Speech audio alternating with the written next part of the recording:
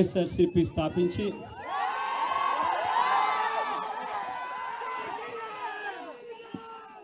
పదహైదు సంవత్సరాలు దాదాపుగా ఈ రోజుతో మొదలవుతా ఉంది.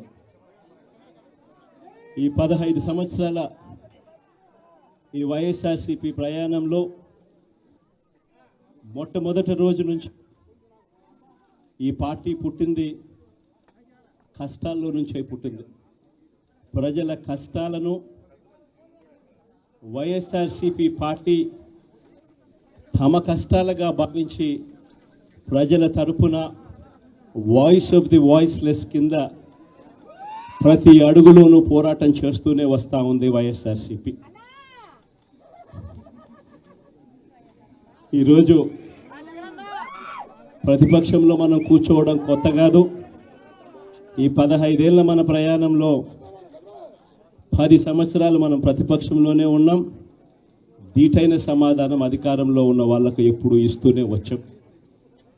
కళ్ళు మూసుకొని కళ్ళు తెరిచేసరికి సంవత్సరం అయిపోయింది. ఇప్పటికే మరో 3 సంవత్సరాలు 4 సంవత్సరాలలో మళ్ళీ ఈసారి వచ్చేది మళ్ళీ వైఎస్ఆర్సీపీ పార్టీనే.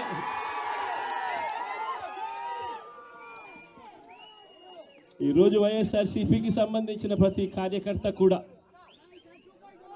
గ్రామంలో ఉన్న ఏ ఇంటికైనా కూడా వెళ్ళొచ్చు.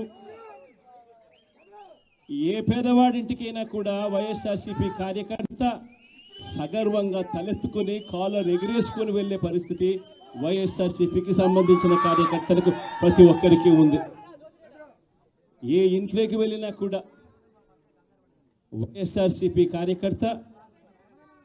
కార్యకర్తను చూసినప్పుడు ఆ ఇంట్లో నుంచి వచ్చే ప్రతి అక్క, ప్రతి చెల్లెమ్మ, ప్రతి అన్న, ప్రతి తమ్ముడు, ప్రతి సోదరుడు, ప్రతి రైతన్న, ప్రతి అవ్వ కూడా వైఎస్ఆర్సీపీ కార్యకర్తను చూసినప్పుడు చిక్కటి చిరునవ్వుతోనే పలకరిస్తుంది.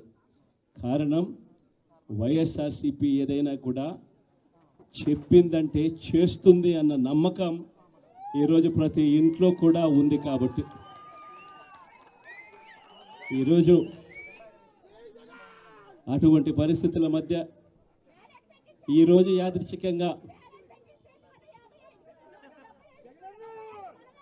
విద్యా దీవెన, వసతి దీవెనకు సంబంధించి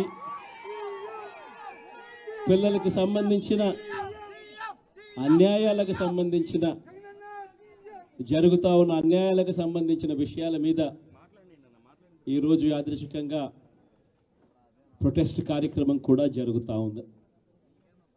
ఈ కూటమి ప్రభుత్వం వచ్చి దాదాపుగా 10 నెలలుగా వస్తూ ఉంది. ఈ 10 నెలల కాలంలో ఎన్నికల వేళ వాళ్ళు చెప్పిన సూపర్ 6లు, సూపర్ 7లు అన్నీ గాలికి ఎగిరిపోయాయి. వ్యవస్థలన్నీ కూడా చదువులు కానీ, వైద్యం కానీ, గవర్నెన్స్ కానీ, వ్యవసాయం కానీ ఏది చూసుకున్నా కూడా వ్యవస్థలన్నీ కూడా నిర్వీర్యమైపోయిన పరిస్థితులు కనిపిస్తూ ఉన్నాయి.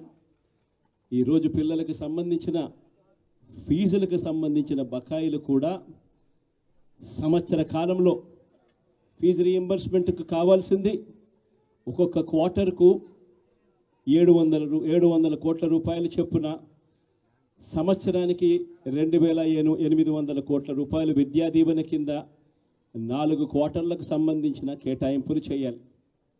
అంటే 2800 కోట్లు. వసతి దీవెన కింద ప్రతి ఏడాది ఏప్రిల్ మాసం వచ్చేసరికి 1100 కోట్ల రూపాయలు కేటాయింపులు చేయాలి.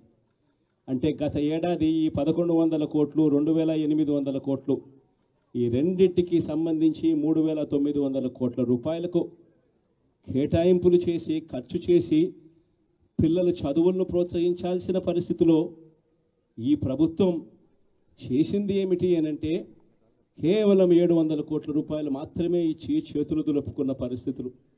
అంటే 3200 కోట్ల రూపాయలకు సంబంధించిన బకాయిలు పెండింగ్లో పెట్టారు.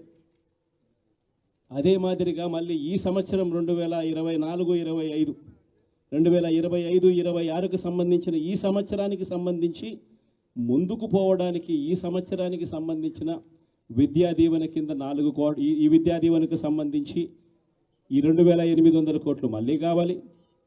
1100 కోట్లు వసతి దీవెన కింద కావాలి. ఇవన్నీ కూడా కలిపితే మరో 3900 కోట్లు.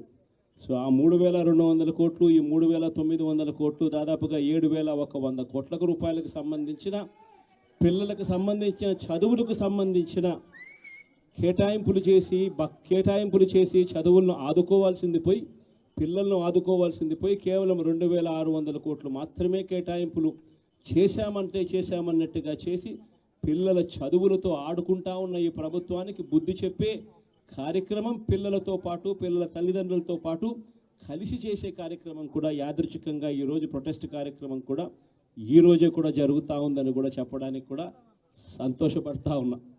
వైఎస్ఆర్సీపీ ప్రభుత్వం ఎప్పుడూ కూడా ప్రజలకు తోడుగా ఉంటుంది, ప్రజలకు ఎప్పుడూ కూడా అండగా నిలబడుతుంది, ప్రజల తరపున ఎప్పుడూ గొంతుకై వైఎస్ఆర్సీపీ ఎప్పుడూ ప్రజలకు అండగా ఉంటుందని మరొక్కసారి తెలియజేస్తూ ఈరోజు ప్రొటెస్ట్ కార్యక్రమంలో పాల్పంచుకుంటా ఉన్న ప్రతి ఒక్కరికి, ప్రతి కార్యకర్తకు, ప్రతి నాయకునికి, అదేవిధంగా పిల్లల తరపున, పిల్లల తల్లిదండ్రుల తరపున వాళ్ళతో పాటు కలిసికట్టుగా ప్రయాణం చేస్తూ ఉన్న ప్రతి ఒక్కరికి కూడా ఈ సందర్భంగా మీ అందరికీ కూడా చేతులు జోడించి పేరు పేరున మీ అందరికీ కూడా కృతజ్ఞతలు తెలుపుతా ఉన్నాను.